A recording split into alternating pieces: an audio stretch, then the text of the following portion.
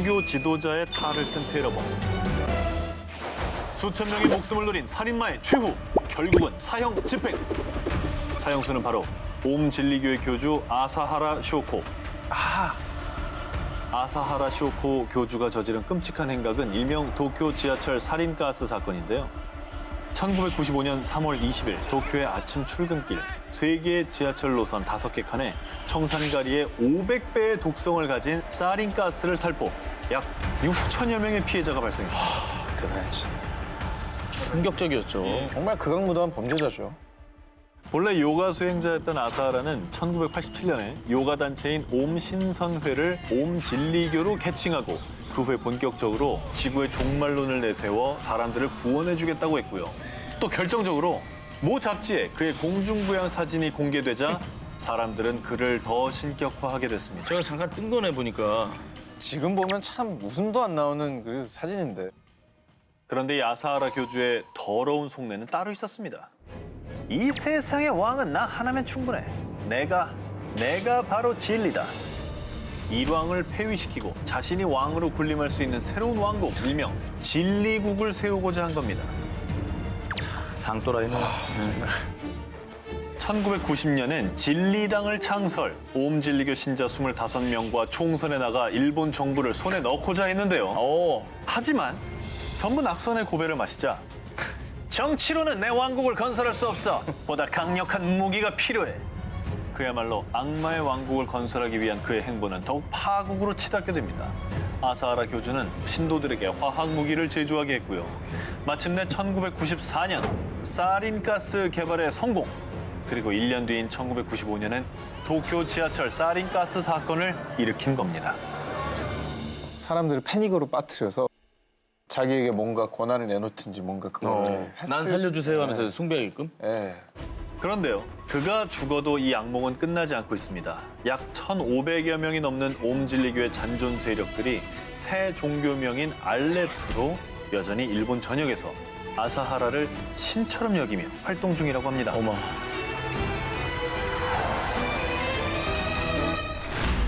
자, 세상을 들었다 놨다 충격 스캔들 19, 6입니다. 엑스제팬, 잃어버린 10년의 비밀. 1982년 충격적인 비주얼과 폭발적인 가창력으로 일본 가요계에 혜성처럼 등장한 일본 록밴드. 전 세계 무려 3천만 장의 앨범을 판매한 엑스제팬. 다들 아시죠? 한국에도 팬들이 정말 많았고요. 지금도 많습니다. 그렇죠. 네. 자, 그런데 이 엑스제팬의 인기가 절정이었던 1997년 리드 보컬 데야마 토시미츠. 이 토시가 돌연 탈퇴를 선언하면서 엑스제팬이 해체가 됩니다. 팬들에게 큰 충격을 안겨줬는데요. 네. 갑작스럽게 탈퇴를 한 토시는 상처 입은 사람들을 위한 힐링 음악을 할 거예요. 라며 일명 치유 음악가로 변신까지 합니다. 자, 그런데 말입니다. 해체한 해로부터 무려 17년이 지난 2014년 세뇌, 지옥의 12년으로부터 생환을 발견합니다. 이 책에는 토시 자신이 치유 음악가를 하며 속해 있던 홈 오브 하트가 사실은 사이비 종교단체였고 그 안에서 교주 마사야에 의해 철저히 세뇌된 삶을 살았다는 충격적인 고백이 들어있었습니다. 또 토시는 자신의 앞으로 들어오는 저작권료를 포함한 전체 수입을 교주에게 몽땅 바쳐야 했는데요. 교주가 12년 동안 토시에게 갈취한 금액만 무려 10억엔, 단화로 약 100억 원이 넘었다고 합니다.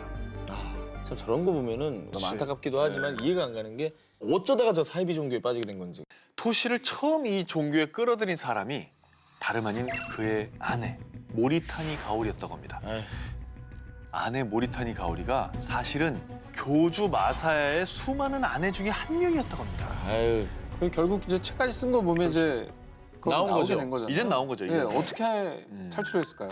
그 2006년에 토시에게 엑스제팬 재결합 제안이 들어왔는데 과거에는 엑스제팬은 악의 근원이다 라면서 탈퇴를 종용했던 교주 마사야가 재결합해 이렇게 선뜻 재결합을 허락한 겁니다. 돈 벌려고 온 거 아니에요? 재결합을 허락하면서 대신에 모든 수입은 마사야 자신에게 줘야 한다고 한 거죠.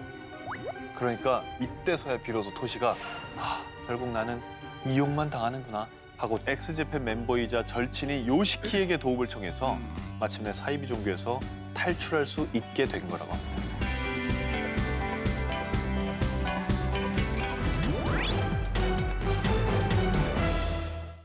러시아 시베리아의 크라스노야르스크주 남쪽에는 지상 낙원이라고 소문이 난 아주 한적한 농촌 마을이 있습니다. 너무 좋은데. 그죠? 좋다. 너무 좋다. 한 일주일만 있고 싶다. 약 20개의 군락을 이뤄 사는 이 농촌 마을의 주민들은요, 이곳을 유토피아라 부르며 외부와의 접촉을 최소화한 채 주로 마을 안에서만 생활했는데요. 이 마을에 격리된 생활 방식으로 인해 코로나19가 전 세계적으로 확산되던 지난해 많은 사람들 사이에서 안식처를 각광받으며 이주 문의가 쇄도, 코로나19 이후 마을 주민의 수가 3배 이상 급격히 증가하기도 했습니다. 그런데 지난해 9월 22일 평화롭던 이 외딴 마을에서 갑자기 체포작전이 펼쳐졌습니다. 어머. 완전 무장한 군인들 아닙니까? 호송차, 버스, 구급차와 의료 대원이 마을 일대에 쫙 배치가 됐고요. 심지어 헬기 넉 대와 중무장한 특수부대, 러시아 연방보안국의 병력들까지 동원됐는데요. 저 정도면 테러리스트 진압하는 수준 아니에요? 그죠. 무슨 일이지? 궁금한데. 그리고 특수작전 끝에 현장에서 체포된 사람은 바로 이 마을의 지도자였던 세르게이 토로프였습니다. 설마. 아니 저런다고 그거 믿어요? 그는 바로 사이비 종교의 교주였는데요. 자신을 부활한 예수라 주장하며 이 마을의 크리스마스도 자신이 부활했다는 8월 18일로 지정. 그리고 빛의 종말이 가까이 왔고 종말이 오더라도 자신이 만든 유토피아에선 살아남을 수 있다고 주장했습니다. 토로프가 예수를 사칭한 배경. 시베리아에서 교통경찰로 일했던 토로프는 1989년 직장에서 해고된 뒤 갑작스런 각성을 통해 하나님께서 나를 이 땅에 보내셨으며 인류에게 전쟁의 폐해와 대혼란에 대해 가르치길 원하신다. 본인을 재림한 예수로 지칭했습니다. 아휴. 당시 구소련의 해체로 혼란스러웠던 시대 상황 속에서 실제로 많은 사람들이 그를 재림 예수로 믿고 따랐는데요. 그렇게 토로프는 1994년 추종자들을 이끌고 크라스노 야르스크주 남쪽의 마을에 최후의 교회라는 사이비 종교단체를 설립. 러시아, 프랑스, 이탈리아 등 세계 각국을 돌아다니며 세계가 종말한다는 교리를 전파했고요. 저렇게 많이 왔어? CG 아니고? 한때 그를 믿고 따르는 추종자들이 무려 만여 명에 달하기도 했습니다. 진짜 세상은 요지경이다. 토로프는 신도들에게 철저한 채식을 강요했으며 소녀들이 남자 위에 군림하지 않도록 수줍음과 나약함으로 길들이는 등 독특한 교육 방식을 도입. 거기다 아픈 사람이 속출해도 외부와의 단절을 이유로 병원에 데려가지 않았고요. 아이고. 그렇게 병들어 사망하거나 자살하는 신도가 늘어나자 러시아 당국의 감시를 받게 됐는데요. 그런데 재림 예수로 추앙받던 그가 체포된 결정적 이유는 따로 있습니다. 그는 신도들로부터 돈을 빼서 횡령하고 정신적인 학대와 폭력까지 가했던 겁니다. 그의 이런 추악한 혐의가 드러나면서 앞서 보여드렸던 체포 작전으로 긴급 체포. 저런 거 하면 안 됩니다. 사이비라고 하잖아요. 전 세계 이런 사이비 종교를 믿는 사람들이 그 나약한 점을 파고 들어가지고 그 사람 갈취하고 그 사람한테 나쁜 짓 하고 이러는 사람들이 너무 많기 때문에 더 혼란이 가중되는 것 같아요. 지구가 끝나는 날 19, 18위 공개합니다. 신세계를 꿈꾸는 모모의 사원. 1994년 10월 4일 캐나다 몬트리올 북부 모린 하이츠에서 불에 탄 시신 5구 발견. 10월 5일 스위스 서부 셰이리 마을과 스위스 남부 그랑주 슈르 쌀방에서 시신 48구 발견. 자, 이틀 사이에 캐나다와 스위스에서 총 53명이 한꺼번에 사망하는 이 충격적인 사건이 벌어졌습니다. 아니 스위스랑 캐나다는 가까운 나라도 아닌데 되게 멀죠? 양쪽에서 이 여러 명이 사망한 사건이 관계가 있는 거예요? 이 스위스랑 캐나다는 가까운 나라도 아닌데 되게 멀죠? 양쪽에서 이 여러 명이 사망한 사건이 관계가 있는 거예요? 자, 더욱더 충격적인 거는요. 시신들 중 상당수가 특이하게도 죽음에 앞서 마치 모종의 종교의식을 치른 듯 장미와 십자가가 그려진 예복 차림의 둥근 대열로 누워 있었다라는 점입니다. 자, 그들이 입고 있던 예복은 태양의 사원이라는 사이비 종교를 상징하는 것이었습니다. 아, 또 이거 사이비 종교에서 집단 자살한 것 같은데? 이거는 뭐 지금 죽어야 천국 갑니다 뭐 이런 것 같은데? 맞아.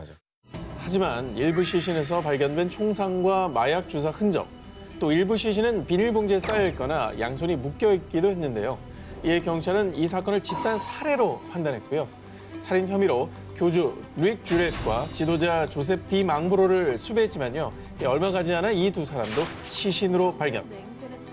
이 사건은 살해 사건에서 집단 자살 사건으로 수사 방향이 전환됩니다.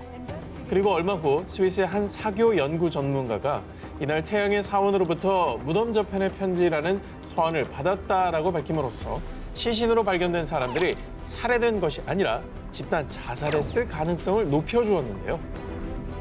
근데 손발이 근데, 묶여있죠. 뭐 비닐에 감싸져 있는 시신도 있었다고 하는 거 보니까 굉장히 찜찜한 상황이에요. 어떻게 보면 자살을 좀 강요하지 않았을까라는 생각이 좀 들어요. 왜냐면 마약 주사했다는 흔적도 있다 그랬잖아요. 그러니까 마약으로 정신을 못 차리게 하고 죽이면서 마치 이제 이 여기 있는 사람들이 전부 다 같이 죽어야 된다 이런 걸 강요한 게 아닌가.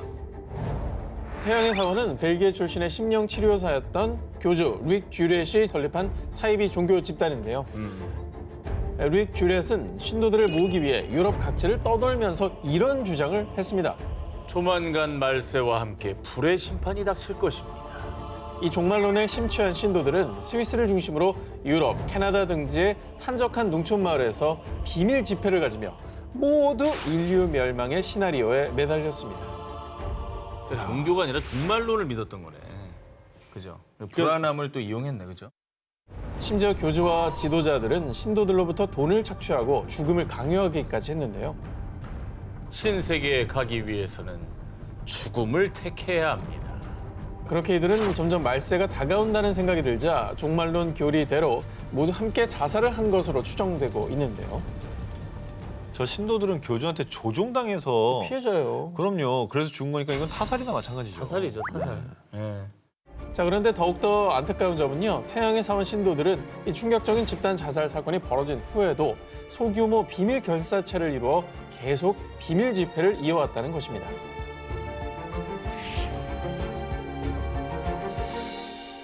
지구가 끝나는 날 19, 17일을 공개합니다. 우간다를 혼란에 빠뜨린 사건. 2000년 3월 17일 오전 우간다 수도 캄팔라에서 남서쪽으로 약 320km 떨어진 카누 응구의 한 교회에서 화재가 발생. 이 화재로 무려 500여 명의 신도들이 목숨을 잃고 말았습니다. 어우, 끔찍하다. 500여 명. 와. 그런데 말입니다. 일주일 뒤인 3월 24일 카누 응구의 인근 지역 부흥가에서 무려 153명의 시신 발견. 그리고 사흘 뒤 루가치에서는 155명의 시신이 발견되는 등 열흘간 무려 900여 명의 집단 사망자가 발생했습니다. 열흘에 900명. 당시 희생자들은 한 사이비 종교와 관련이 있었습니다. 1980년대 이후 우간다를 비롯해 아프리카의 수많은 사람들이 내전과 기아, 에이즈 등에 시달렸는데요. 그리고 이런 혼란스러운 틈을 타 신흥 종교와 사이비 종교가 성행. 1989년 신의 십계명 부활이라는 사이비 종교가 등장했습니다. 인간들이 성서의 십계명을 제대로 실행하지 않아 1999년 12월 31일 종말이 올 것입니다. 그러나 자신의 예언이 불발되자 1999년이 아니라 올해 2000년 3월 17일이 지구 종말의 날이 될 것입니다. 이렇게 2000년 3월 17일 성모 마리아가 나타나 신도들을 천국으로 인도한다며 사람들을 현혹시켰고요. 결국 집단 자살이라는 극단적인 방법의 결말을 택했던 겁니다. 그런데 여기서 더 소름 돋는 건요.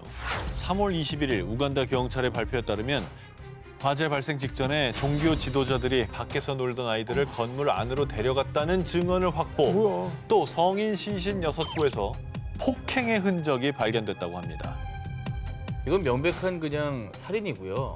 아무것도 모르는 애들은 또 무슨 잘못입니까? 얼마나 무서웠겠어요. 종교라고 포장만 했을 뿐 세상과 사람들을 어지럽히는 혹세 무민일 뿐입니다. 지구가 끝나는 날 19, 16일을 공개합니다. 종말을 예언한 양치기 소년? 2011년 5월 21일 미국의 F라디오 방송국 앞에는 100여 명의 취재진이 몰렸고 사람들이 카운트다운하며 무언가를 기다리고 있었습니다. 보통 새해가 시작될 때 카운트다운 하잖아요. 많이 하죠. 뭐 네. 이 동네에 큰 행사가 있었던지 아니면 뭐 대단한 사람이 왔었던 건가요? 사람들이 라디오 방송국 앞에 모인 이유, 이 라디오 홈페이지에 게재된 하나의 글 때문인데요. 심판의 날, 선택받은 사람들은 휴거되어 하늘로 올라가고 나머지는 불의 심판을 받을 것이다. 라고 적힌 8쪽짜리 예언서였습니다. 종교가 아니라 방송국이 그랬다는 게 정말 의외네. 그렇죠. 그러니까 그거 믿는 분들이 요 앞에서 모여서 카운트다운을 한 거잖아요. 이 라디오를 통해서 종말을 예언한 사람이 누구냐? 바로 이 라디오 방송국의 설립자이자 당시 미국 최고의 성경 이론가라는 명성을 가진 해롤드 캠핑이었습니다. 유명한 사람이었구나.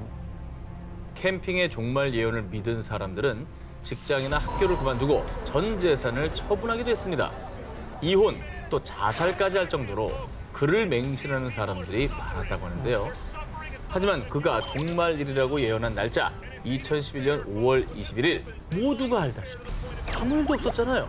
예언이 틀리자 그는 자신의 방송국에도 모습을 보이지 않았습니다. 그리고 나서 이틀 뒤인 23일 사실 5월 21일은 보이지 않는 심판의 날이었습니다.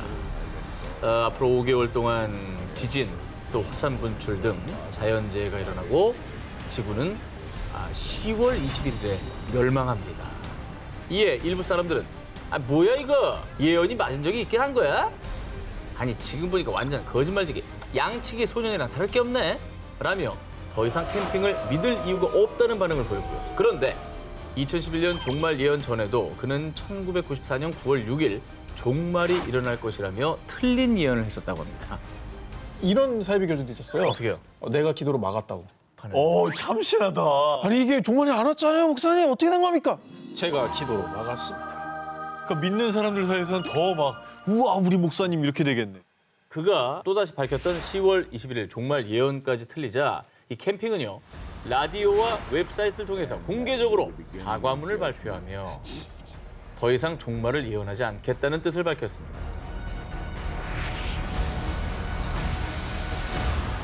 지구가 끝나는 날 19, 15위 공개합니다. 그들이 9년간 뭐뭐 된 이유. 자, 2019년 10월 네덜란드 드렌터주에 위치한 한 술집을 찾은 20대 남성 얀존 반 도르스텐. 긴 머리에 지저분한 수염까지 누추한 행색의 얀은 어눌한 말투로 맥주를 주문한 뒤 연거푸 들이켰는데요. 그리고 나서는 제발 저 좀 도와주세요. 뭐 노숙자인가요? 자, 그의 사연을 들은 가게 주인은 자신의 귀를 의심할 수밖에 없었습니다. 그 이유, 얀과 남매들이 무려 9년간 감금되어 있었으며 어머. 제발 이 상황을 끝내게 해달라며 도움을 요청했기 때문입니다. 아이고. 누가 감금을 한 거지? 감금이 돼 있었구나. 왜 어떻게 9년이나? 무슨 사연이 있는 거예요? 자, 그의 얘기를 들은 가게 주인은 그 즉시 경찰에 신고. 현장에 도착한 경찰은 놀라지 않을 수 없었는데요. 집 안에는 거실 천장 뒤 숨겨진 비밀 계단이 있었습니다. 어머머. 그리고 그 계단 끝 지하실엔 얀의 말대로 18에서 25세 사이의 남매 5명이 감금돼 있었던 겁니다. 어떻게 그래? 아니 근데 누가 이 남매들을 그럼 감금한 거예요? 6명의 남매를 9년이나 감금한 사람은 놀랍게도 그들의 아버지, 게리트. 아빠, 바깥 세상엔 우리 말고 다른 사람은 없어요. 우리가 이 세상의 유일한 생존자란다. 그래도 답답한데 우리 밖에 나가면 안 돼요? 밖에 나가면 나쁜 영혼이 우리 몸에 들어와서 절대 안 돼. 이 세상은 곧 종말이 올 거라고. 과거 사이비 종교에 심취해 잘못된 믿음을 가지게 된 게리트는요. 공범인 조세프와 함께 세상이 종말한다며 남매들을 감금, 농장 텃밭에서 난 채소 등 자급자족을 통해 생활하게 했습니다. 자, 그런데 공범 조세프는 남매들을 감금해 놓고 자신은 평범한 몫으로 생활했고요. 아버지 게리트는 태연하게 SNS 활동까지 했습니다.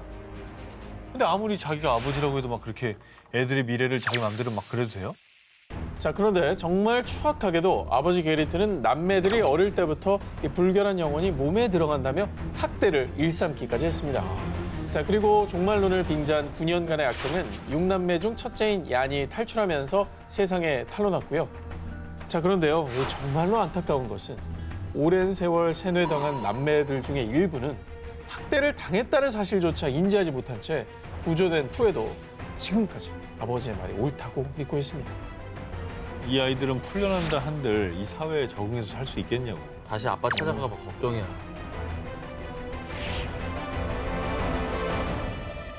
지구가 끝나는 날 19, 14일을 공개. 모모모 대 미 정부의 전쟁. 1993년 4월 19일 텍사스주 웨이코. 한 무장 집단과 무려 51일째 대치 중이던 미 연방경찰 FBI와 폭발물 단속국 ATF 등 약 900명의 연방 수사기관 요원들은요, 미 육군의 최정예의 탱크를 투입해 대대적인 진압 작전을 벌였는데요. 이 정도면 진짜 무장 테러 집단 하나 점령하러 간 거 아니에요? 텍사스 한복판에서 흡사 전쟁을 방불케 하는 진압 작전이 벌어진 이유. 이 종말론을 신봉하는 사이비 종교 집단 다윗파의 교주 데이비드 코레시와 그의 추종 세력을 진압하기 위해서였습니다. 얼마나 세력이 크면 저렇게 했을까. 자, 그렇습니다. 다윗파의 교주 코레시는 스스로를 인류의 마지막 선지자이자 재림 예수라 칭하며 신도들을 모았고요. 급기야 80년대부터는 100여 명의 신도들과 웨이코에서 집단 생활을 시작.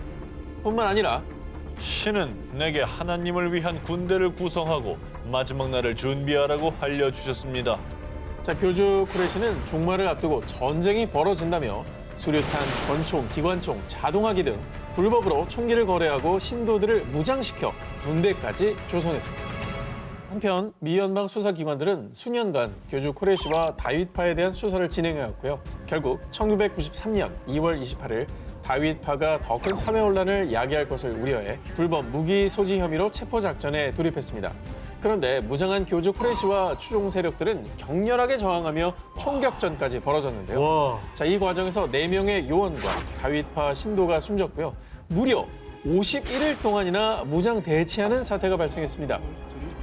미 정부는 결국 수백 명의 병력을 투입해 강경 진압을 결정했습니다. 이 과정에서 어린아이와 임신부를 포함한 76명의 신도들이 사망하는 비극이 벌어졌고요. 이 사태의 주범인 교주 코레시 역시 현장에서 숨진 채 발견됐습니다. 우간다, 캐나다, 스위스 사례를 봤습니다만 오지도 않을 종말을 주장하는 교주 때문에 애꿎은 목숨이 이렇게 희생이 된 거잖아요. 난 그게 너무 화가 나는 것 같아요. 네, 종말론으로 일어난 이 비극은 미 전역에 생중계됐고요. 사건 후 한 언론에서는 논평을 통해 태양은 검게 변하지 않았고 달도 붉게 변하지 않았습니다. 그러나 그들의 세상은 그들의 예언자가 약속한 대로 끝났습니다. 라며 씁쓸한 반응을 보이기도 했습니다. 정말 이런 말도 안 되는 되게 웃으실 수도 있는데 진돗개를 숭상하는 모시는 진돗개교 사건이라고 있었어요. 진돗개교. 네, 2014년에 이제 일어났던 일인데 2014년 8월 14일에 수상한 아동 실종 신고가 경찰에 접수가 돼요. 아들을 잃어버렸다라고 막 울어요. 어떤 엄마가 와서. 근데 그 아이를 어디서 언제 잃어버렸습니까? 라고 물어보니까 아이가 잃어버린 시점이 이미 한 달이 지난 거예요. 네. 그럼 그동안 신고 안 하고 뭐 했냐라고 물어보니까 내가 찾을 수 있을 거라고 생각했다라고 얘기하고 조금 수상한 얘기를 많이 해요. 그래서 경찰 입장에서도 단순 실종 사건은 아니겠다라는 생각으로 이 아이의 행방을 막 찾기 시작을 하거든요. 그래서 주변의 그 아동보호시설 140여 군데도 조사를 해보고요. 엄마라는 최 씨 주변도 많이 탐문을 해요. 그런데 한 5개월 동안 계속 수사를 해봐도 전혀 어떤 혐의점이라든지 의심할 만한 부분을 결국 찾지 못해서 이 사건이 이제 미제로 남게 되거든요. 근데 미제로 남게 되었다가 2016년 2월에 이제 이 사건이 다시 이제 수면 위에 네. 떠오르게 되게 돼요. 왜 떠오르게 되나요? 당시에 2016년 2월에 그 미취학 아동인데 실종된 아이들을 좀 집중적으로 조사를 했다고 해요. 근데 그 과정에서 실종 신고된 이 사건이 다시 이제 경찰이 보게 되고 이거는 단순 실종 신고가 아니겠다라는 판단에서 다시 한번 조사를 하게 돼요. 조사하는 과정에서 이 엄마 최 씨가 아이가 실종했다고 하는 시점을 전후해서 한 15일치의 그 휴대전화 통화 내역을 보는데 이상하게 그 통화의 상대방들이 강서구의 한 다세대 주택에 다 살고 있는 사람들이었던 거예요. 너무 이상하잖아요. 네, 그래서 그 다세대 주택을 살펴봤더니 사람들이 공동체 생활을 하고 있는 것 같은데 특별히 어떤 범죄 혐의점은 바로 찾을 수 없는 것 같았어요. 근데 그러다가 그 단체에서 탈퇴했다는 사람 하나를 만나게 돼요. 그래서 어렵게 경찰이 이 사람을 설득을 해서 어떤 일이 있었는지 확인을 하게 되는데 놀랍게도 이 사람이 증언하는 것은 2014년 7월에 한 아이가 있었는데 그 아이를 교주격인 A라는 사람이 폭행을 하다가 사망을 했고 야산에 묻었다라는 얘기를 합니다.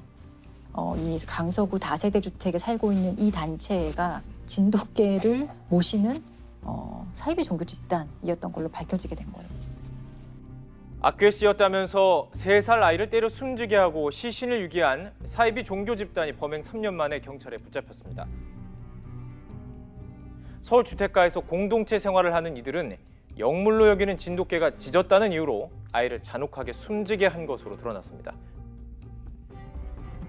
정체가 뭡니까, 진돗개교? 진돗개교가 그냥 진돗개를 모시는 거예요, 한마디로. 진돗개가 거죠. 신인 건가요? 신인 거죠. 일종의 신인 거죠. 그러니까 진돗개한테 일단 다 존댓말을 해요. 먼저 내려가시지요, 이런 식으로. 또 사당도 마련해 놓고 진돗개를 위한 어떤 의식을 거행을 하고, 그리고 이 신도별로 각각 진돗개를 모시는 어떤 역할이 있었던 거예요. 어떤 사람은 진돗개의 어떤 수건을 빨아주는 사람, 앉는 사람, 그리고 뭐 목욕시키는 사람, 이런 식으로 각각의 역할 분담이 있었고, 동네 주민들의 어떤 증언을 들어봐도 모시는 모습이 누가 봐도 사실 보였던 거예요. 일단 이상하다라고 느꼈지만 사실은 뭐 딱히 어떤 범죄 혐의점은 없었기 때문에 이상한 사람 부르는 정도만. 그 정도로만 생각을 했던 거였는데, 이제 알고 보니 그 진돗개를 숭상하는 그 잘못된 믿음을 가진 집단에서 아이를 학대하면서 이제 사망을 하게 한 사건을 이제 경찰이 찾은 거죠. 아이를 왜 학대했을까요? 처음에 진돗개가 아이를 보고 막 짖었다고 해요. 아이는 뭐 한 3살 정도 되는 아이였는데, 그때 이제 진돗개교의 교주 같은 사람이 진돗개가 이렇게 아이한테 짖는 거는 이 아이에게 어떤 귀신이 쓰여 있어서 그렇다.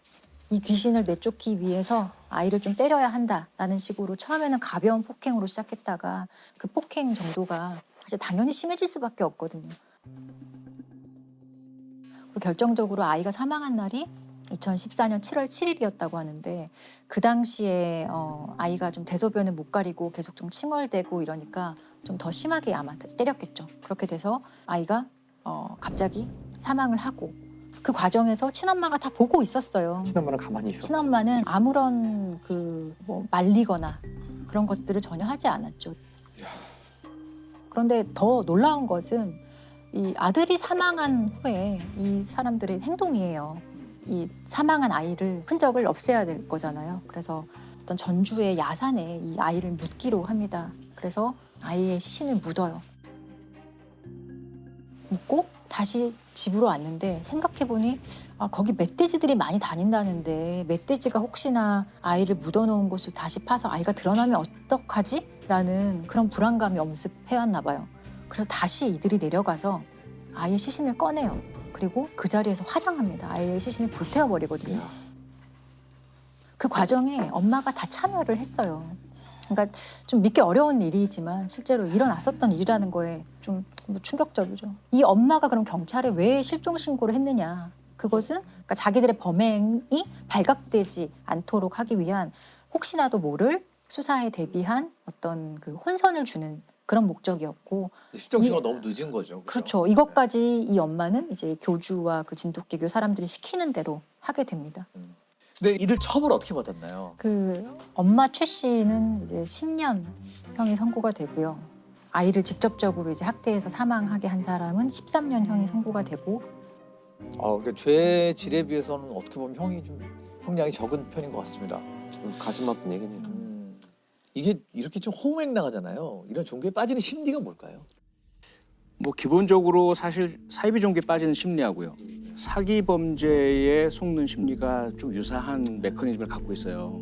앞서 음진리교 같은 경우 겉으로 뭐 의사라든지 전문직 성공한 사람이라 하더라도 외형적으로 그럴 뿐이지 이 사람들의 마음속에는 결핍이 있어요.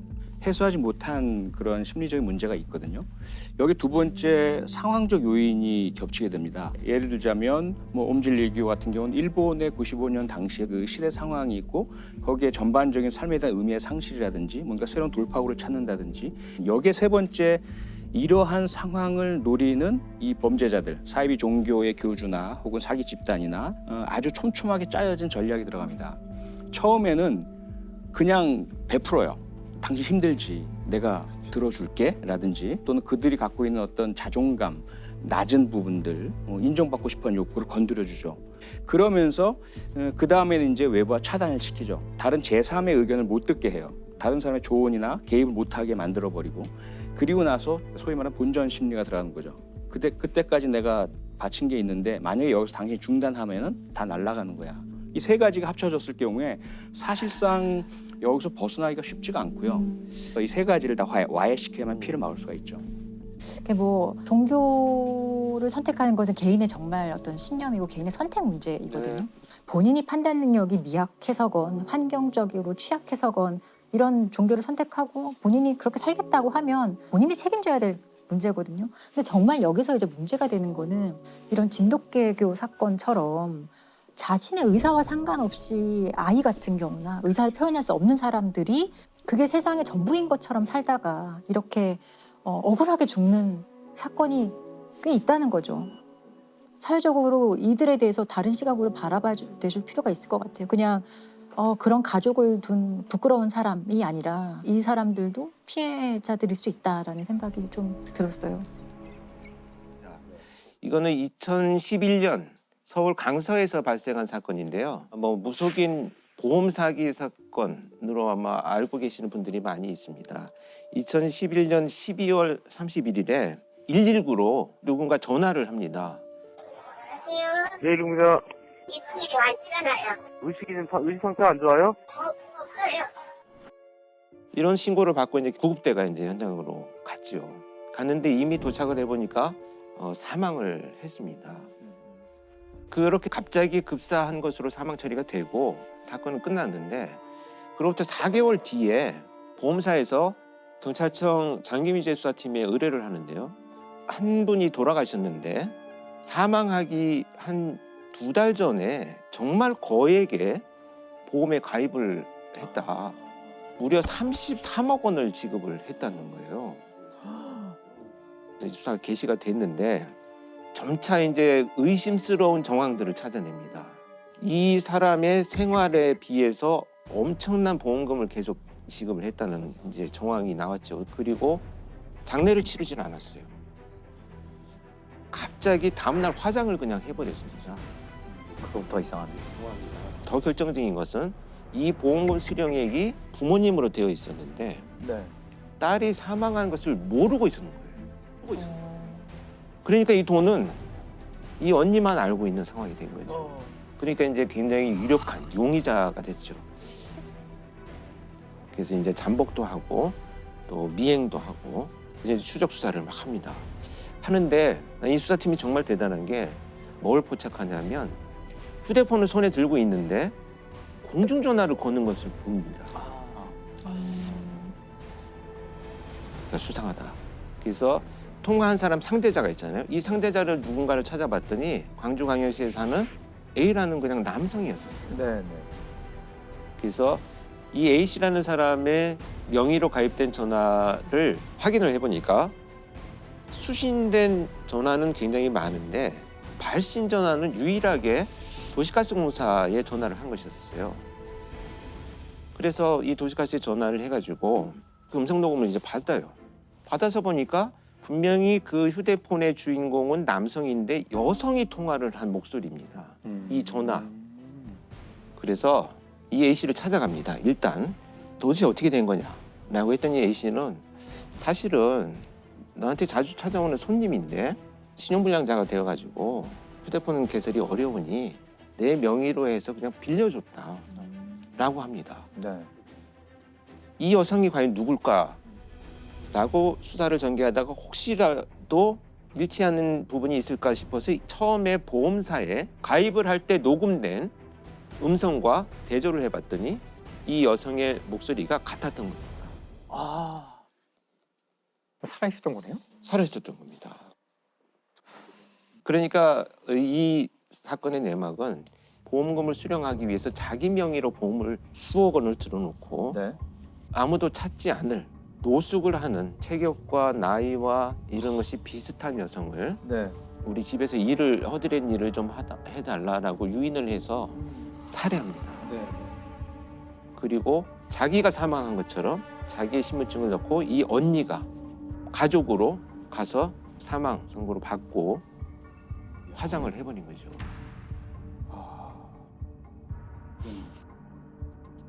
경찰이 이 아파트에서 붙잡은 여성은 지난해 12월 사망한 것으로 신고된 무속인 44살 안모 씨. 안 씨는 부동산에 투자했다가 큰 손해를 입자 보험 사기를 모의했습니다. 무슨 영화 같은 있네요. 결국 형량은 어떻게 됐나요? 보험 사기나 이런 것들로 7년을 선고받습니다. 여성을 유인한 것은 인정을 합니다. 그리고 범행을 저질렀다라고 하는 것까지는 정황상으로 인정을 하는데 살인이 인정이 안 됐죠 아마? 왜냐하면 가장 중요한 지금 시신이 발견되지 않았기 때문에 끝까지 본인은 법정에서 부인을 하고요. 이 시신이 없고 살해의 방법이 없기 때문에 재판장에서 이것을 인정 못한다는 거예요. 초기에 이제 많은 정보들을 이제 놓쳤던 사건이죠. 물론 결론만 말씀드리면 뭐 법정에서 지문만큼 또는 DNA만큼 증거 능력이 있다 이렇게 볼 수는 아직까지는 한계가 있지만 진범을 체포할 수 있는 단서가 되는 거죠. 2007년에 이제 이런 사건이 있었어요.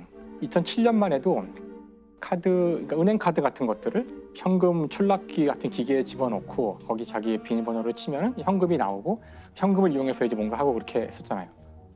만약에 누군가 이 기계 자체를 가짜로 이제 만들어서 카드를 넣었을 때 카드를 바로 다 복제를 해서 그 카드를 이용해서 뭔가를 한다면 어떨까? 그 현금의 줄기가 똑같이 생긴데 가짜다. 그렇죠. 그러니까 똑같이 생긴 거 만들어야 되고 이제 추가적으로 그 안에 그 카드의 정보를 복제해내는 기계를 넣어야 되고 실제 이런 일을 이제 실행에 옮긴 사람들이 있었어요.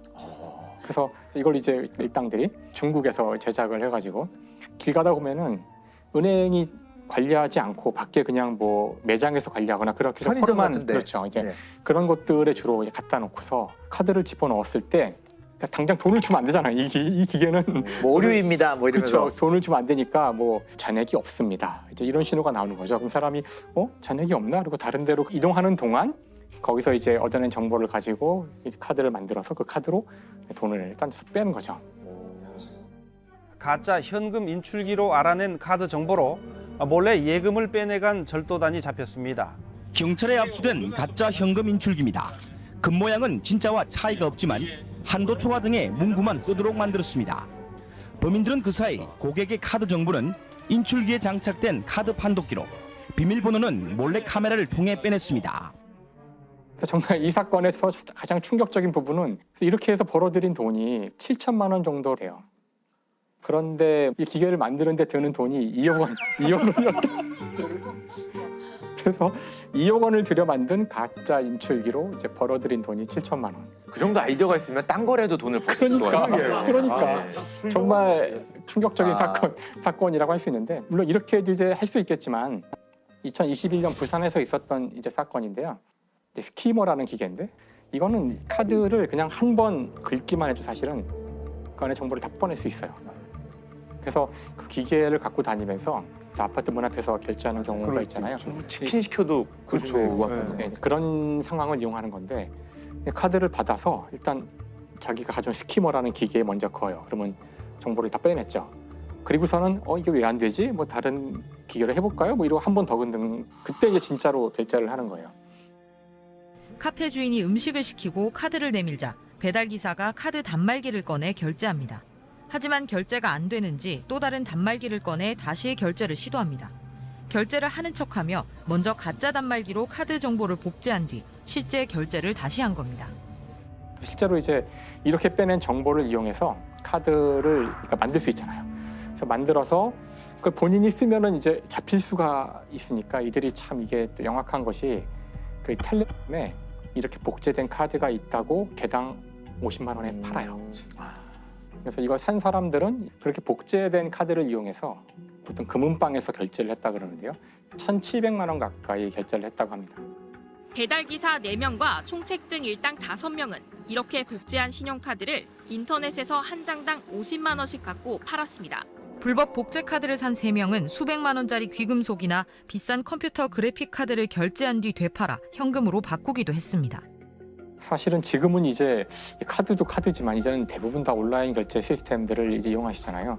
온라인 결제 시스템은 편리한 것만큼이나 위험성이 있을 수 있는데 만약 개인정보가 자기가 새로 스마트폰을 개통할 만큼 충분한 정보만 빠져나가면 이제 그러면 다 끝난 거예요. 그럼 누군가 이제 제 명의로 폰을 이제 개통을 하고 많은 그 일들을 할 수 있잖아요.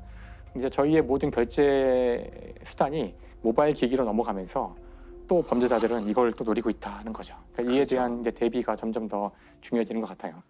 단군 일의 최대 사기범으로 불리는 다단계 사기투자업체 회장 조희팔 씨. 7만여 명을 상대로 5조 원 넘는 범죄 규모 금융 다단계 범죄를 저질렀습니다. 근데 조이팔 사건은 앞에 말씀드렸던 메이도프 사건보다 더 악랄한 사건이에요. 왜냐하면 메이도프는 그나마 대상들이 좀 금융회사들이 많았어요. 근데 조이팔은 말 그대로 서민의 등을 친 그것도 수많은 피해, 우리나라에서는 뭐 있을 수 없을 정도의 큰 피해를 냈던 사건인데 사건의 경위는 이렇습니다. 조이팔이 1957년생인데 어렸을 때는 좀 막노동이라고 하죠. 몸 쓰는 노동을 좀 많이 하던 사람인데 어느 순간에 이런 사기에 눈을 떴다고 합니다. 사기에 눈을 떠서 2004년에 어떤 새로운 돈을 버는 방법을 가져옵니다. 물론 아까도 말씀드렸지만 이 방법은 그럴듯한 방법이면 돼요. 뭐냐는 상관없습니다. 이 사람이 내세운 거는 요즘에 나이 든 사람이 많이 늘어나니까 의료기기의 수요가 늘어날 거다. 그러니까 나한테 돈을 주면 내가 그 돈으로 의료기기를 사서 이걸 리스를 해주겠다. 많은 사람들한테.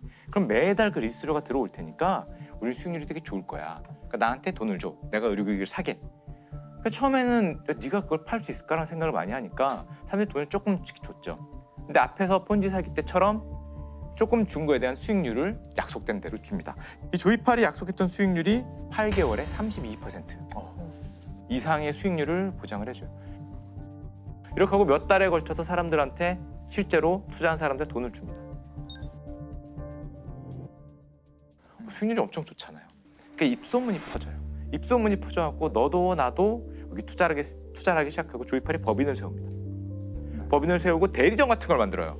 전국에다 대리점을 쫙 뿌려요. 그 의료기기를 파는. 가면은 의료기기가 전시도 돼 있어요. 네. 전국의 센터만 49곳을 만들어서 사기를 조직적으로 쳤다 그럽니다. 그리고 사업 설명해야 하는데 지금까지 이렇게 많은 사람들이 다 수익을 받아갔다. 당신은 뭐 하십니까? 뭐 이런 소리를 하는 거니까. 그래서 실제로 엄청나게 많은 돈이 몰립니다. 이 조이팔 사건도 밝혀진 이유는 뻔합니다. 원래 이 조이팔이라는 사람부터 이렇게 메이도프처럼 수십 년을 하려고 한 생각이 없었어요. 네. 왜냐면 그런 명망이 없잖아요. 누가 보더라도 금방 무너지기 때문에 최대한의 돈을 빨리 빨아들여 쓴 그 순간에 갑자기 전화를 안 받아요. 센터에 전화를 안 받고 뭐지? 가보니까 문이 닫혀 있어요. 회장이라는 조이팔 어디 갔어 했더니 행방도 못 찾습니다. 그때서야 부랴부랴 이제 검찰에 뭐 전화하고 금융감독원에 전화해서 2008년에 경찰이 회사를 압수수색하게 되는데요. 이 조이팔 일당은 전산망을 다 부셔버리고 컴퓨터를 다 부셔버리고 돈을 들고 이미 도망갔다고 하고요. 그래서 제가 알기에 이 조이팔 사건의 총 피해액이 지금 1조를 결국에는 넘어가게 되는데요. 이 재수사에서 밝혀진 피해자만 7만 명이라고 하니까 뭐 어마어마한 숫자죠. 정말 상상하기 힘든 피해자가 그냥 발생한. 우리나라 역대 최대 사기 사건인 거죠. 뭐 숫자로나 규모로나 뭐 믿기지 않는 숫자니까요. 엄청난 안타까운 사건이었다고 할 수 있습니다. 수조 원에 이르는 최대 피라미드 사기 사건이 났습니다. 처음엔 꼬박꼬박 배당금을 지급했으나 지난달부터 돈을 주지 않다가 이달 초 갑자기 업체 대표 등 운영자들이 돈을 챙겨 달아났습니다. 피해자들 가운데 상당수는 주부들로 다단계 판매의 특성상 대부분 주위 사람들을 끌어들인 것으로 알려졌습니다. 사장님 발전까지 돈을 너무 많이 끌어넣어가지고 진짜 집에 들어가지도 못해. 여기 우리 집 바닥에서 죽는다고. 그 같은 방식의 폰지 사기인가요? 조이팔도? 똑같죠. 뒷사람의 돈으로 앞사람만 이익을 얻고 뒷사람의 돈은 보장되지 않는 이런 비즈니스 모델을 당연히 사기 범죄죠. 사기 범죄.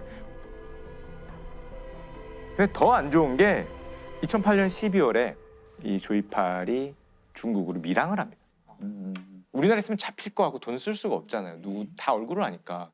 근데 밀항에도 잡아야 되지 않겠냐. 인터폴 같은 거를 통해서. 그렇죠. 워낙 피해가 크니까. 워낙 유명한 사건이니까 전 국민이 다 관심을 가졌는데 저 3년 뒤에 어떤 일이 이 동영상이 하나가 한국으로 들어옵니다. 그래서 2011년 12월 조 씨가 중국에서 심장마비로 사망했다라고 발표가 나죠. 다단계 사기왕 조이팔 씨의 시신이 투명한 관 속에 놓여 있습니다. 경찰은 조 씨가 급성 심근경색으로 숨졌다고 밝혔습니다. 그 죽음을 두고도 얘기 많았어요. 예, 동영상이 오잖아요. 봐라, 죽었다. 가장 먼저 든 의심은 화장 들어가는 사람을 왜 찍었고 굳이 얼굴 보이게 유리관으로 보란 말이야 하면서 이렇게 찍어갖고 가서 했다는 거.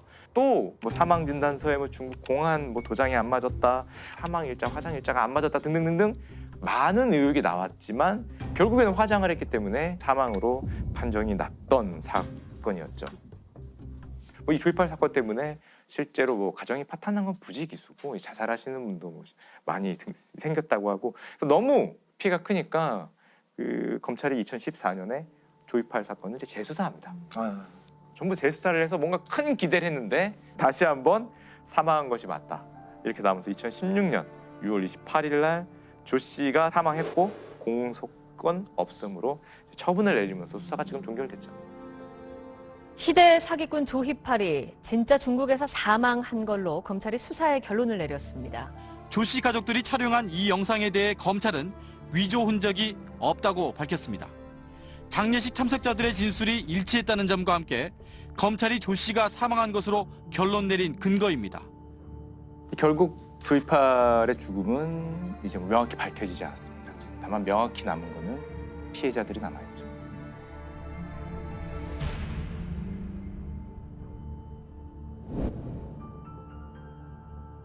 야, 이게 폰지 사기가 100년이 넘었어요.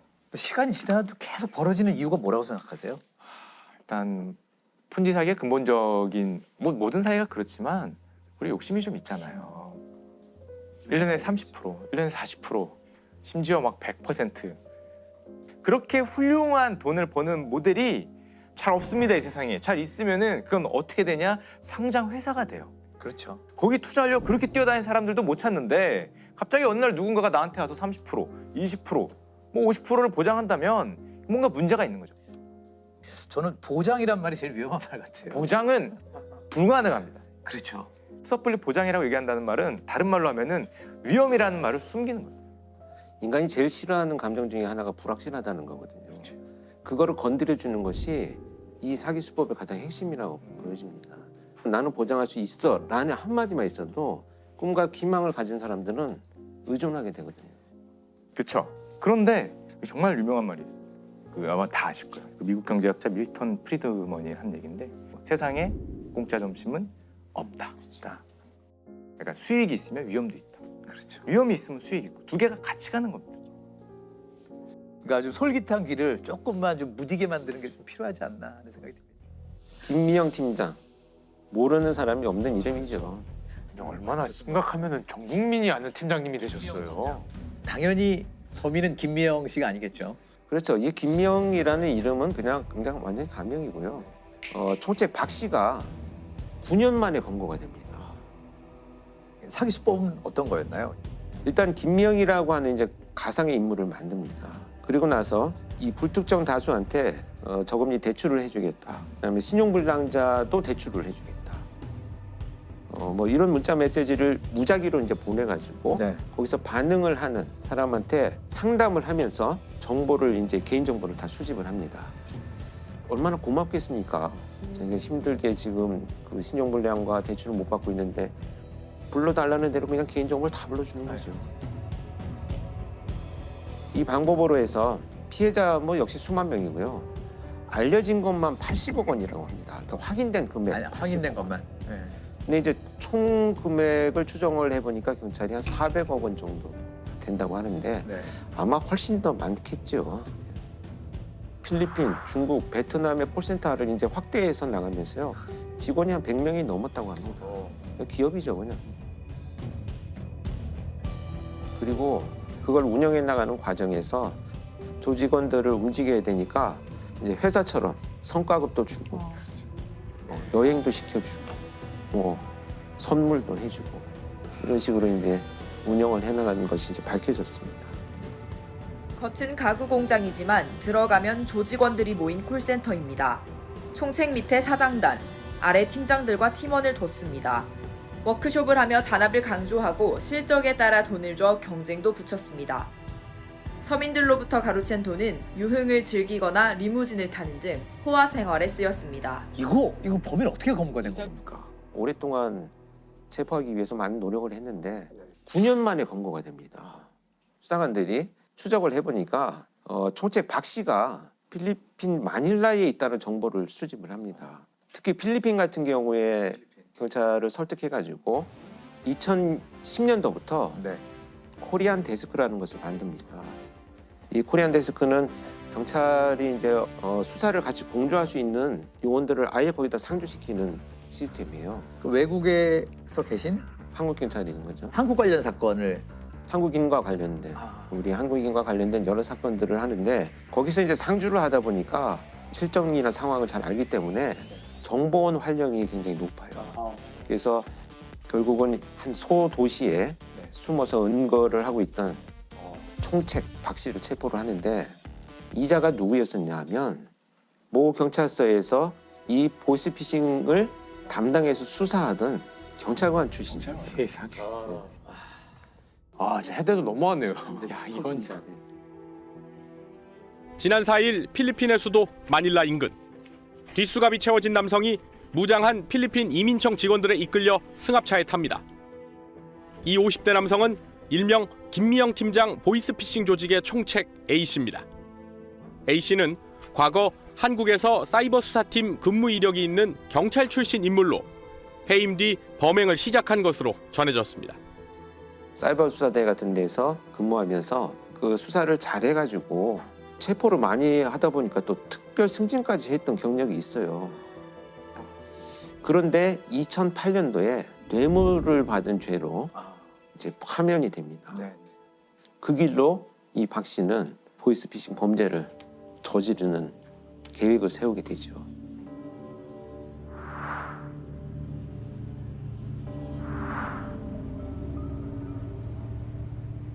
피해자들 마음고생들이 굉장히 심했을 것 같아요. 그래서 저는 강력 사건을 수사를 하면서 이제 사이코패스들을 많이 보아왔잖아요. 우리가 알기로는 사이코패스들은 뭐 사람들을 막 무자비하게 잔인하게 폭행하고 살인 저지른다라고만 생각하잖아요. 경제범죄나 지능범죄에서 나타나는 사이코패스가 훨씬 더 많습니다. 그래서 제가 현직에 있을 때도 분석을 해달라는 요청을 받아서 가보면 이 보이스피싱 범죄를 저지르는 이런 총책들 사이코패스 점수나 성향이 엄청 높아요. 그러니까 무슨 얘기냐면 내가 보이스피싱 범죄를 저질러서 이 피해자가 재산을 다 편취당하잖아요. 그리고 나서 일가족이 다 극단적인 선택을 해서 죽고 나면 그건 내가 죽으라 그랬니? 그 욕심부리다가 돈 다 잃어버린 자기들 잘못이지 라는 것으로 자기 죄책감을 희석시켜 버리거든요. 근데 그 희석시킨 범죄 의도는 고스란히 피해자의 심리로 남습니다. 내 탓이야. 내가 바보 같았어. 결국은 극단적인 선택을 하는 경우가 많고요. 특히 나이가 많이 드신 어르신들은 재산을 편취당하고 나면 그 자식들한테 볼 면목이 없다 보니까 거의 뭐 회복이 안 되죠. 안타까운 사건 사례가 하나 있는데 아버지가 자녀들한테 아마 보내라, 용돈 보내라 해서 돈을 많이 모아놨대요. 근데 이분이 쓰신 건 아니고 자녀들 명의 통장을 또 만들어서 갖고 계셨나 봐요. 이거를 갑자기 이 보이스피싱을 당하면서 다 날리고 나서 돌아가시고 나니까 자녀들이 이제 오해를 한 거죠. 저렇게 될 거를 그렇게 욕심냈냐고. 근데 나중에 이제 유품 정리하다 보니까 다 자기들 걸로 그냥 이렇게 해놓고 배불지도 못하고 가셨네요. 한 일가족의 삶이 그냥 망가지는 거죠. 피해자의 삶이. 그래서 체포하는 거 굉장히 중요하지만 사실 예방이 되게 중요한 그 범죄 중에 하나죠. 이런 상황에 처한 피해자를 야 이거 그것도 좀 바보같이 당하냐 이런 말을 하지 않는 게 굉장히 중요하다는 우리의 얘기가 그분들은 또 한 번 큰 상처를 줄 수 있고 그렇기 때문에 그걸 조심해야 될 것 같아요. 누구나 할 수 있는 거죠, 사실. 이거 아차하면 누르는 거죠, 이게. 그러니까 늘 우리가 알쓸범잡에서 얘기했듯이 비난받고 처벌받아야 될 것은 가해자지. 그렇죠. 피해자는 누구라도 될 수 있습니다. 특히 보이스피싱 피해자는요, 저도 마찬가지입니다. 범행을 저지르는 가해자의 책임이죠. 농인사회 조힙할 사건 이렇게 불리는 사건이더라고요. 일단 뭐 조이팔은 다들 뭐 아시죠? 예. 대한민국 역사상 최대의 피라미드 사기를 저질렀던 범죄자고 피해액이 뭐 몇 조쯤 되는 거니까요. 제가 지금 말씀드리려는 사건도 뭐 그런 비슷한 피라미드 사기 사건이고요. 이 사건의 특이한 거는 농인사회에서 벌어졌다는 거. 근데 이제 청각장애인이랑 농인은 달라요. 그러니까 후천적으로 청각장애를 입을 수 있잖아요. 베토벤처럼. 아, 그렇죠. 네, 원래 청인이었다가 어떤 식으로든 청력을 상실을 해서 청각장애인이 된 경우에는 다른 사람의 말을 듣지는 못하지만 자기는 말을 할 수 있죠. 이분들은 청각장애인이고요. 선천적으로 귀가 안 들리는 경우, 네. 어릴 때 말을 구어를 익히기가 매우 어렵고 들리질 않으니까. 네, 그래서 나이가 들어서도 구어를 잘 사용하지 못하는 경우가 있습니다. 그리고 수어를 자기의 제일 언어로 사용을 하게 되는 경우가 이런 경우를 농인이라고 합니다. 농인에 이제 대비되는 말은 청인이라고 부릅니다. 네.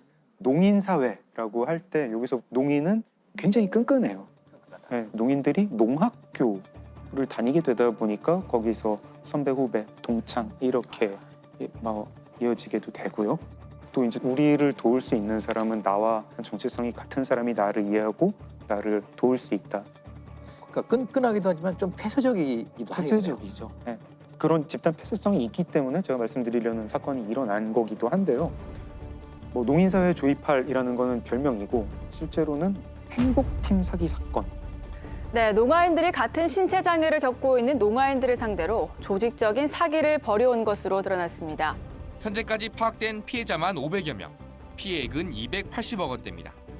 총책 A씨를 포함해 조직원 대부분이 농아인입니다. 주범이 김모 씨라고 하는 자인데요. 이 사람도 농인이에요. 김 씨라고 부를게요. 김 씨는 같은 농인을 상대로 전부터 그 사기 조직을 운영을 하고 있었어요. 그때 동업자가 2사람이 더 있었고 그때 조직원은 한 7, 8명 뭐 이 정도. 그때는 투자 사기 조직 이름이 행복의 빛. 행복의 빛. 네, 행복의 빛이라고 불렀어요. 그러다가 동업자 중에 한 명이 다른 건으로 구속이 돼요. 구속이 되니까 이 김 씨가 이 행복의 빛을 조직을 재편을 해요. 행복팀으로 재편을 하고 그때부터 이 행복팀이 전국적으로 커지게 됩니다. 투자자를 이제 모으는데 전부 농인을 상대로 모으고 이 농인들이 아까 말씀드렸듯이 그 농학교 선후배 학연이 있다 보니까 자기 선후배 동창들을 찾아가지고 아 우리 행복팀이라는 거에 투자를 해라. 그러면은 원금의 몇 배를 주겠다. 3개월 안에 2배, 뭐 3배 뭐 이렇게 주겠다라고 얘기를 하면서 굉장히 집요하게 설득을 했다고 해요. 되게 큰 조직인 것처럼 자기들을 포장을 해요. 지금 부동산 개발업자가 높으신 분이라는 분이 있는데 이 사람은 농인은 아니다. 청인인데 근데 이 사람이 옛날에 길거리에서 쓰러졌었어. 쓰러졌는데 어떤 농인이 이 사람을 도와줬대. 그래서 스토리를 만들어. 네, 이 사람은 농인들에게 은혜를 갚기 위해서 이 사업을 하는 거야. 이분 이름은 지금 말할 수 없어. 높으신 분. 높으신 분이라고 하자. 이 사람이 아파트랑 공장을 지으려고 한다. 여기에 투자하면 석 달 안에 얼마로 불려주겠다. 그리고 거기 공장을 지으면 너를 일하게 해주겠다. 또 너한테 일자리를 줄게. 나중에 연금도 줄게. 뭐 이런 식으로 막 설득을 하는데 일자리 준다는 얘기에 농인들이 마음이 많이 움직였다고 해요. 보통 이제 농인들이 좋은 일자리를 구하지 못하니까 특히 되게 이 높으신 분이라는 사람은 사실 실체는 없죠. 그냥 그 아까 김 씨예요. 김 씨, 총책인 김 씨. 김 씨는 뭐 사업을 해본 경험이 있느냐? 전혀 없어요. 전혀 없고 세차장에서 일한 적이 있고 목욕탕에서 세신 일을 한 적이 있는 그런 정도예요. 그리고 투자금을 받는 농인들한테 집을 담보로 돈을 빌려라. 대출을 받는 걸 좀 어려워하면 대출 알선까지 막 해줬어요. 좀 구어가 되는 사람들로 의사소통팀을 꾸려가지고 제2금융권에 이 농인을 데리고 가서 이 사람한테 대출을 해줘라. 뭐 이렇게 해가지고 돈을 받고 작게 투자한 분은 뭐 한 200만 원에서 300만 원, 많이 투자한 분은 뭐 7억 원 이렇게까지 있었다고 해요. 나중에 경찰이 검거를 해서 보니까 피해자가 한 500여 명, 그리고 이제 피해액은 한 280억 원. 네. 그게 다 그 피 같은 그 농인들이 한 분 한 분 뭐 몇백만 원에서 몇천만 원, 몇억 원 이렇게 모은 돈이었죠. 그렇게 해서 돈을 모아가지고 조직원들이 지역 팀장한테 돈을 보내고 팀장이 지역 총책들에게 보내고 이 지역 총책은 4개의 총책이 있었어요. 대전, 경기, 경남, 서울 뭐 이런 식이고 색깔을 뭐 부여를 했습니다. 뭐 파란 팀, 하얀 팀, 뭐 노란 팀. 이 팀장이 그 받은 돈을 현금으로 바꿔가지고 김 씨한테 상자에 넣어가지고 보내는 구조였어요. 그 은행 거래 내역을 숨기려고요. 그리고 한 달에 뭐 두세 번씩 모여가지고 단합대회도 열었습니다. 그런 단합대회가 정말 이렇게 종교단체 비스무리하게. 그러니까 피라미드가 하는 형태의 일을 다 했네요, 보니까. 네. 경쟁심도 좀 유도를 했죠. 뭐 등급을 A, B, C, D 등급으로 그 조직원들을 나누고 2천만 원 이상 내야 제일 밑에 D 등급을 벗어나는 건데 D 등급은 공장을 지어줘도 일을 할 수 없다. 이러면서 돈을 더 내게 유도를 했죠. 그리고 탈퇴하려는 움직임을 누가 보이면은 4-5명이 거기를 찾아가서 휴대폰을 빼앗고 협박도 하고 회유도 하고 심지어 뭐 농인 부부 중에 뭐 한쪽이 탈퇴를 하겠다 이러면 이혼각서를 쓰게 하고 심리적인 그 인지를 만든 거죠. 검은 배경에 가면을 쓴 남자가 수화를 하는 영상입니다. 투자를 거부하거나 조직을 탈퇴하려는 농아인을 협박하는 내용입니다. 충성 맹세를 하게 하고 배신하면 끝까지 찾아내 죽인다는 조직 강령과 합숙 훈련도 했습니다. 세뇌 수준의 합숙 교육도 했습니다. 형편이 어렵고 금융 지식이 부족한 농아인들을 노렸습니다. 농인이시기 때문에 이 사건이 알려지기가 쉽지 않았을 것 같아요. 네네. 2016년인데요. 그 농인 한 분이 경찰서에 찾아가가지고 신고를 해요. 지금 농인한테서 투자금을 받는 사람들이 있는데 좀 이상하다. 뭐 이런 식으로 신고를 하니까 경찰에서도 그는 좀 민사 같은데요? 네, 뭐 이렇게 되돌려 보내고 해서 이분 서울 분인데 창원 중부경찰서에 가서 신고를 하고 거기서 수사를 하게 됩니다. 이런 경우는 경찰도 힘들겠지만 변호사도 구하기 쉽지 않을 것 같고 그 수화 통역인이 있긴 해요. 하지만 되게 쉽지 않잖아요. 네, 왜냐면 이 힘들고 사건 내용이기 때문에 다 듣고 이해하고 그래야 되는데 그러니까 앉아서 정말로 통역하는 것처럼 조사 같이 참여해야 되는데 그분이 말하시는 100%가 전달된다고 볼 수는 없어요. 네. 농인분들이 신고를 꺼렸던 것 중에 하나가 그런 경찰서 장벽도 문제였던 거고요. 그러네요.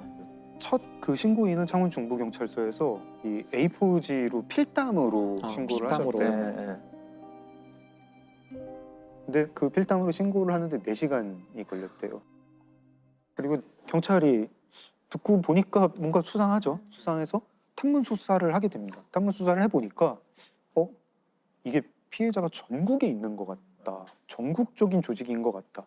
그리고 간부급들은 이제 금융계좌 같은 거 추적을 하고 명단을 확보해서 사무실도 압수수색을 하고 그렇게 합니다.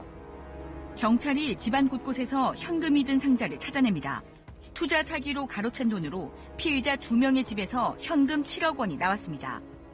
총책급 피의자들은 고급 수입차를 몰며 호화 생활을 한 것으로 드러났습니다. 여튼 검거는 다 했고 검찰이 기소를 하면서 구형을 했는데 처음에 김 씨한테 그 7년 6개월을 구형을 합니다. 그러니까 전국 농인들이 이 피해자 농인들이 난리가 났어요. 7년 6개월이 뭐냐. 얘는 농인 사회를 망가뜨린 아주 악질적인 사기 액수가 몇백억 대인데. 그러니까요. 너무 부형이 낮네요. 네. 여기서 이상한 논란을 하나 소개를 해드리려고 하는데요.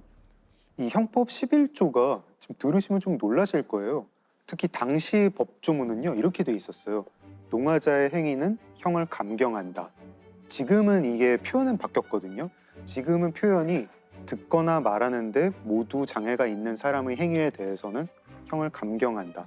형을 감경할 수 있다가 아니라 감경한다 합니다.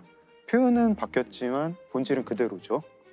이런 것들을 감경하는 가장 큰 이유가 농아자들의 책임 능력이 일반 사람과 같지 않다고 보는 그 기저가 있는 거죠. 그래서 그 농인 피해자들이 시위를 하면서 이 감경 조항을 적용하지 마라. 네. 검찰도 공소장을 변경을 해가지고 더 높은 상습 사기랑 범죄 단체 조직 혐의를 적용을 해요. 범죄 단체 조직. 네, 범죄 단체 조직. 근데 피라미드 사기에 범죄 단체 조직 혐의가 적용된 거는 처음이라고 해요. 그래서 1심에서 김 씨가 징역 20년을 선고를 받는데 2심에서 형량이 더 높아집니다. 23년. 그리고 대법원에서 확정이 돼요. 이게 농인 사회에서 타격이 컸을 것 같아요. 엄청난 타격이 됐죠. 일단은 뭐 제일 쉽게는 경제적 타격만 얘기를 하면은 막 자기 집을 담보로 막 몇 억씩 이렇게 대출을 받았던 분들은, 특히 이제 그 제2금융권에서 대출을 받았던 분들은 한 달 이자가 막 몇백만 원씩 나오는 분들이 생겼어요. 그래가지고 그 이자를 감당을 못해서 극단적인 선택을 하는 분도 생겨 나왔습니다. 이렇게 기사도 보면서 되게 마음이 아팠던 게, 행복팀이 농인들을 꿰일 때 썼던 말이 제일 마음이 아프더라고요. 청인처럼 살게 해주겠다. 청인처럼 좋은 일자리를 주겠다. 이 말에 그렇게 많이들 마음을 열고 이걸 하겠다고 하는데, 이거를 수사를 하신 이제 창원 중부경찰서의 수사과장님이 되게 멋있는 분이시더라고요. 전국의 농인 상대로 이런 범죄에 당하지 않는 법, 그 예방책을 강연을 하세요. 작게는 그런 교육이나 농인 눈높이에 맞는 자료도 벽을 허무는 행위겠고요. 농인 취업 또는 농인에 대한 교육, 더 나아가서는 우리 모두의 인식 개선이 거기에 해당될 것 같습니다. 보험 사기가 점점 늘어나고 있다고 하더라고요. 보험 사기. 보험 사기. 예를 들어서 2016년 같은 경우에 범죄자들의 숫자가 한 8만 명 정도였다면은 2020년에는 한 10만 명 가까이, 그러니까 아주 빠른 속도로 늘어나고 있는 법정 분쟁 중에 하나라고 하더라고요. 보험 사기 금액이 대략 한 25% 정도 증가한 거고요. 사실 이것 때문에 실손보험료가 평균 14% 올랐다니까, 사실 이거는 진짜 그 사회 전체에 이런 범죄자들 때문에 우리 모두에게 손해를 끼치는 그런 사건이라고 할 수 있겠죠. 친딸 독극물 살인 사건이라는 사실 아주 좀 엽기적인 사건이 있었어요. 2003년 10월 12일 A 씨가 자신의 두 딸과 조카 셋을 데리고 수영장에 갑니다. 수영장에. 근데 수영장에서 9살짜리 둘째 딸이 거기서 사망하게 돼요. 그 물에서 사망하게 되는데, 수영장에서 뭔가 이게 의심이 된다, 좀 석연치 않다. 왜냐하면은 보통의 익사사고 같은 경우는 이제 사람을 꺼내서 긴급 조치를 하게 되는데, 그때 막 코하고 입으로 물이 나와야 된대요. 정상적인 상황이라면 그냥 조용히 그냥 죽은 거예요. 그러니까 그런 것들이 다 석연치 않았던 거예요. 부검을 하자고 얘기를 하게 됩니다. 이제 이 아이를 부검하기로. 이제 부검을 해봤더니 독살됐다는 결과가 나온 거죠. 그래서 이제 조사해 보니까 그 A 씨가 익사 사고가 일어나기 전에 둘째 딸에게 음료수를 줬다는 거예요. 음료수를 너 혼자 먹으라고 줬다는데, 실제 그 아이가 그 음료수를 이제 마시고 와서 다른 아이들한테 엄마가 나한테만 이거 줬어 하면서 이제 이야기를 한 목격자가 있고, 하지만 이제 지금 이제 보셨지만 여기 그 결정적 증거는 없잖아요. 그래서 이제 2년 가까이 계속 그 수사가 진행되었다고 하더라고요. 이 증거를 찾기 위해서. 사건을 이제 조사해 보니까 경찰에서 바로 그 둘째 딸이 죽기 바로 전날 보험을 들었다는 거예요. 아이에게 상해보험을 들었고, 보험을 들 당시에 A 씨가 돈이 없어서 보험 설계사가 그 계약금을 대신 내주면서 굉장히 무리스럽게 보험을 들었다는 거예요. 그리고 특히나 그 이 수영장은 사망 사고가 있었을 경우에 1억 원을 보상한다는 그걸 이제 내걸었다고 하는데, 좀 특별한 상황이죠. 알고 이제 아마 했을 것 같고요. 더더군다나 이제 수상한 것은 A 씨가 이제 진술서를 쓰게 되는데 좀 이게 이상하다는 거예요. 진술서를 보면은 이건 믿기 어려운 그런 것들이 많이 있기 때문에 아마 프로파일링 했겠죠. 했더니 좀 이게 이상하다는 거예요. 그 엄마 같은 경우에는 경찰에 잡혀와서 이제 진술서를 쓰게 되는데요. 아주 여러 가지 문제점들이 많이 발견이 됩니다. 그 시간에 무슨 일이 있었는가를 쓰라고 했더니 그 진술서를 보면 누구한테 전화를 걸어가지고 우리의 누구누구가 사고를 당해 위급하다, 도와달라라는 전화를 했다라고 써놨는데 이 위급하다라는 말을 처음에는 위독하다라고 썼어요. 그걸 지우고 위급하다로 바꿨었어요. 뇌파 가운데 P300이라는 뇌파 측정 방법이 있어요. P300이란 거는 그 사물을 보고서 이 사물을 내가 전에 본 적이 있다면 0.3초 후에 바로 어딘가 팍 튀는 그 뇌파가 있대요. 그걸 가지고 봤더니 뭐 범행에 사용된 것으로 보이는 요구르트병 같은 걸 이렇게 봤을 네. 때 뭐 반응을 한다던가 뭔가 의심스럽다. 그 다음에 서로 이제 그 신문을 하고 하는 동안 미세 표정 분석 아마 다 전문 영역이실 텐데 지금 이야기한 여러 가지 증거들이 다 이 사람의 진술을 믿지 못하게 하는 결국 이제 지금까지 얘기했던 여러 가지 그 정황 증거라든가 다른 간접 증거들을 모아서 A 씨한테는 그 유죄가 선고됐고 무기징역이 이제 구형됐다고 합니다. 친딸을 살해한 혐의로 2년 만에 구속된 37살 김모 씨. 딸 이름으로 보험에 가입한 지 단 하루 만에 딸에게 독극물을 먹여 살해한 혐의를 받고 있습니다.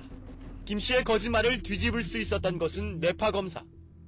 경찰은 김 씨에게 범행 당시 사용됐을 것으로 보이는 과자와 음료수를 보여줬더니 김 씨의 뇌파가 급격히 변하며 양성 반응을 보였습니다.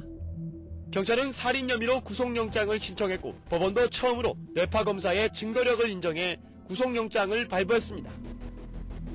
그런데 이제 이걸로 이 사건이 끝나는 것이 아니라 조사 과정에서 이 내연남과 이제 통화한 여러 가지 기록들도 다 수사 대상이 되니까 그 내연남과 통화하는 중에 내연남이 이런 말을 해요. 너 또 약 먹였어? 뭐 이런 이걸 변명을 할 수가 있겠지만 뭔가 이제 석연치 않은 거예요. 그래서 이제 그 다른 범죄가 더 있을지도 모른다는 이제 의심이 들어서 끔찍하다면 끔찍할 어떤 그 정황들이 나오기 시작하는 거예요. 그리고 이 A 씨의 남편이 2년 전에 죽었는데 이제 거기에도 이제 의혹이 있다고 알려져 있어요. 이 남편과 이 A 씨가 다른 집에 가서 김치를 담궈주는데 도와주러 갔대요. 김치도 먹고 보통 굴도 같이 먹잖아요. 김치 담글 때. 그리고 집에 왔는데 A 씨가 이제 커피를 줬는데 그 커피를 마시고서는 갑자기 쓰러졌어요. 호흡 곤란과 뭐 가슴 통증, 막 몸이 뒤틀리고 이래가지고 이제 병원에 가서 결국 이제 사망했는데 그때 이제 이 A 씨는 의사에게 그 김치하고 생굴에 대한 이야기만 하고 커피 얘기는 하지 않았던 거죠. 의사한테는. 그래서 의사는 일단 굴에 의한 과민성 쇼크일 거라고 이제 진단을 했던 것 같아요. 당시는 그냥 그렇게 처리가 됐는데 새로운 상황에서 이 사건을 들여다보니까 이 죽은 남편에게 이 보험이 2개가 있었는데 이 사고 전에 4개의 보험을 더 든 거예요. 3,700만 원의 보험금을 받게 돼요. 근데 그때는 물론 의심하지 않았던 거죠. 더 이제 놀라운 것은 그 다음 해인데 2002년 그 A 씨의 친구가 있어요. 그 A 씨가 그 친구와 같이 케이크를 이제 먹었는데 그리고서는 친구가 사망을 해요. 갑자기 사람이 죽었으니까 부검을 해서 조사를 해봤는데 일단 급성 심근경색이라는 진단을 내리기는. 근데 이제 그 부검에 참여했던 그 수련의가 메모를 하나 해놨는데 약물 중독이 의심된다라고 써놓긴 했어요. 그러니까 약물 중독인 것 같긴 한데 뭐 확실하진 않고 이런 어쨌든 공식적으로는 그냥 심근경색에 의한 것으로 종료를 했는데 이 사건이 이제 엽기적인 이유는 이 죽은 이 친구가 사망하기, 이 사건이 일어나기 직전에 생명보험에 들어요. 근데 정말 희한하게도 이 생명보험의 수혜자가 바로 이 A 씨예요. 되게 이상하죠. 왜 친구한테 그렇게 되지? 누가 생명보험을 들 때 자기 친척이나 자기 뭐 가족이 아니라 친구한테 드는 경우는 없잖아요. 죽은 친구의 남편이 진정서를 이제 수사기관에 제출했지만 증거가 부족하다는 이제 이유로 그냥 기각됐다고 하더라고요. 이미 다 그 두 사람 다 시신이 다 벌써 처리가 돼가지고 다시 조사할 수 없는 상황이었다고 하더라고요. 결국 그래서 지금까지도 이 억울한 죽음의 원인이 풀리지 않은 거죠. 어떤 경우에는 보험금을 탈 뭐 사망 사건이나 이런 게 생겼을 경우 더 주도 면밀하게 조사하는 경우도 많이 봤고. 사실 그래서 네. 제대로 보험금을 받아야 될 사람조차 그렇죠. 아주 고단한 그런 이 법정에 와서 오랫동안 싸워야 되는 일이 벌어지거나 하는 거죠.